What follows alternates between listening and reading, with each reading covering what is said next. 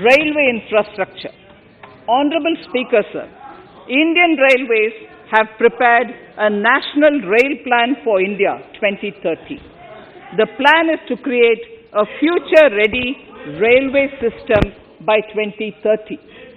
Bringing down the logistic costs for an industry is at the core of our strategy to enable Make in India.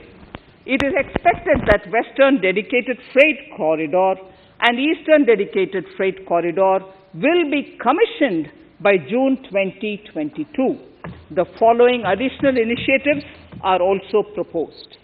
The Sonnagar-Gomo sections, 263 kilometers of Eastern Dedicated Freight Corridor, will be taken up in PPP mode in this year itself. Gomo-Dankuni section of 274.3 kilometers will be also taken up shortly in short succession. We will undertake future dedicated freight corridor projects, namely East Coast Corridor from Kharagpur to Vijayawada, East-West Corridor from Bhusaval to Kharagpur to Dankuni, and North-South Corridor from Itarsi to Vijayawada.